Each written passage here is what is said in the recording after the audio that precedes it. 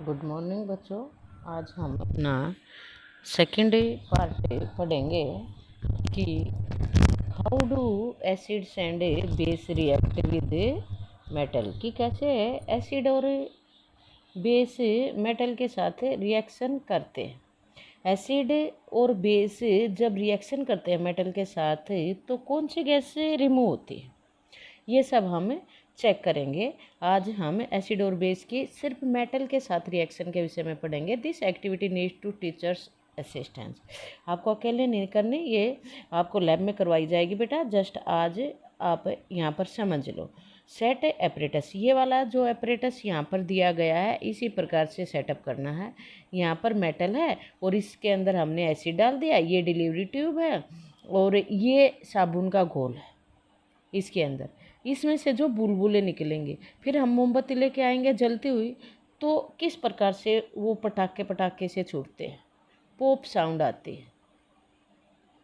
तो जब pop sound आती है तो ये हाइड्रोजन गैस का रिलीज की प्रेजेंस दिखाती है। आज हमको ये समझना है। इस प्रकार का एपरेटस लगाएंगे। Take about 5 ml of dilute sulphuric acid. इस टेस्ट ट्यूब के अंदर हमने डाइल्यूट सल्फ्यूरिक एसिड डाल लिया है। अब इसमें क्या करेंगे, add a few pieces of zinc granule. Zinc एक मेटल है, उसके कुछ टुकड़े डालेंगे, लैब में है। What do you observe of the surface of zinc granule. Zinc granule के सरफेस के आप ऊपर क्या देखेंगे, देखो बेटा ये बुलबुले से हैं, ये दिखाई देंगे। पास द गैस, अब जो आपको पता है जब भी कोई केमिकल रिएक्शन होती है तो क्या क्या होता है, स्मेल में चेंज आता है, टेम्परेचर इंक्रीज हो जाता है, बबल्स बनते हैं। तो ये केमिकल रिएक्शन हो रही है या नहीं हो रही, ये देखने के हमारे तरीके हैं। तो देखो क्या कर रहा है कि what do you observe on the surface of zinc granule pass the gas. अब जो गैस बनी इवोल्ड हुई, being evolved through the soap solution. अब इस टेस्ट ट्यूब के जरिए, जो ये टेस्ट ट्यूब है इसके जरिए हम इस सोप सॉल्यूशन में से इसको पास करेंगे। तो ये आपको ये बबल्स दिखाई देंगे।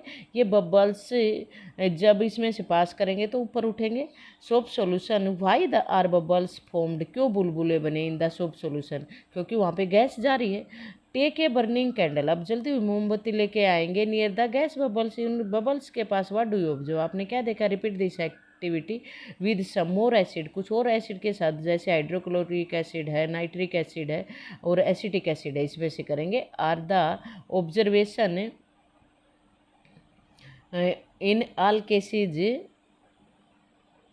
सेम और डिफरेंट, कि इन सभी केसेस में जो ऑब्जर्वेशन है वो सेम है या अलग है, ये आपको अब देखना है। अब एक बार इस एपरेटस को समझ लेते हैं। देखो किसको क्या बोलते हैं। ये सोप सॉल्यूशन हो गया। ये सोप बबल्स से किसे भरे हुए हैं, हाइड्रोजन गैस से ये बबल्स भरे हुए हैं। हाइड्रोजन गैस से ये बबल्स भरे हुए हैं। ये कैंडल है, जलती हुई कैंडल है। बर्निंग ऑफ हाइड्रोजन गैस, जब हाइड्रोजन गैस जलेगी तो पॉप साउंड देगी, पट पट पट पट, पटाखे जैसी आवाज़ जाएगी। इसमें हाइड्रोजन गैस के ये बबल्स दिखाई दे रहे हैं और इसमें ये जिंक ग्रेन्यूल्स है, इसमें डाइल्यूट सल्फ्यूरिक एसिड है। ये टेस्ट ट्यूब है, ये आपका स्टैंड है बेटा, इसके अंदर हम सेटअप करेंगे। और ये यहाँ से यहाँ तक है डिलीवरी ट्यूब, की गैस को डिलीवर करने वाली ट्यूब है। तो बेटा इस एक्टिविटी में आपको क्या क्या हुआ, क्या नज़र आया, इसका ये यहाँ पे टोटल आपका रिजल्ट है। नोट, सॉरी थोड़ा ऊपर और कर लेते हैं, हमें नेक्स्ट वाला भी अभी पढ़ना है। ये देखो, नोट दैट, हमने ये नोट किया कि मेटल इज अबो रिएक्शन, ऊपर वाली रिएक्शन में displace hydrogen atom from the acid. यहाँ पर हाइड्रोजन एटम डिस्प्लेस हो जाता। हाइड्रोजन एसिड किस में था, HCl में, H2SO4, H को डिस्प्लेस कर दिया फ्रॉम द, डिस्प्लेसमेंट रिएक्शन पढ़ी थी आपने, from the hydrogen, from the acid से, and as a hydrogen gas. तो इसीलिए हाइड्रोजन गैस बनी। एंड फॉर्म ए कंपाउंड, और एक कंपाउंड बन गया कॉल्ड ए साल्ट, जिसको हमने साल्ट बोला। Thus the reaction of metal with an acid can be summarise. तो जब एसिड की और मेटल की रिएक्शन होगी तो साल्ट बनेगा। साल्ट किसका बनेगा? जिसका मेटल होगा, जो भी मेटल होगा। यहाँ पे जिंक था तो जिंक का साल्ट बन गया और हाइड्रोजन गैस रिलीज हो गई। तो अब हम नेक्स्ट देखते हैं, place a few pieces of granules zinc metal in test tube. कुछ जिंक के ग्रेन्यूल और डालते हैं एक टेस्ट ट्यूब में। Add 2 ml of sodium hydroxide, इसमें सोडियम हाइड्रोक्साइड डालेंगे और इसको वार्म करना, इस कंटेंट को वार्म करना, क्योंकि अगर वार्म नहीं करेंगे तो रिएक्शन नहीं होगी। Repeat the rest of step, आगे वाले स्टेप बिल्कुल हमने वैसे ही कैसे करने हैं, सोप में से गुजारना है। ये देखो आगे वाले स्टेप बिल्कुल ऐसे करने, क्या करना है कि जिंक ग्रेनुल हमने डाल दिया, pass the gas being evolved through the soap solution, और बाकी मोमबत्ती लेके आनी है और देखना है कि क्या होगा। बिल्कुल ऐसे ही करने बाकी स्टेप्स। अब ये रिएक्शन होगी, उसमें क्या होगा, हमने क्या लिया था, सोडियम हाइड्रोक्साइड लिया था, उसके अंदर जिंक डाली थी। तो यहाँ पर जो हमारा साल्ट बना वो सोडियम जिंकेट बना और हाइड्रोजन गैस रिलीज हुई। तो हम इसको इस प्रकार समराइज करेंगे।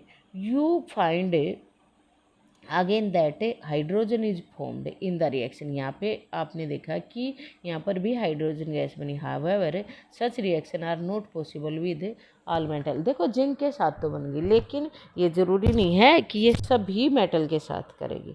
लेकिन वहाँ पर ऐसा नहीं लिखा कि भाई एसिड के गैस में, एसिड के गैस में सभी में बनेगी, लेकिन बेस के गैस में सभी में नहीं बनेगी। तो आज हमने पढ़ा कि किस प्रकार से एसिड रिएक्शन करते हैं मेटल के साथ। ठीक है बेटा।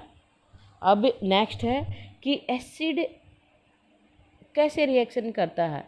How do metal carbonate, metal के carbonate and metal hydrogen carbonate react with acid. Metal carbonate और मेटल हाइड्रोजन कार्बोनेट एसिड के साथ रिएक्शन कैसे करता है, ये हम कल के टॉपिक में पढ़ेंगे। आज के लिए बस इतना ही। Stay home, stay blessed. Thank you बेटा।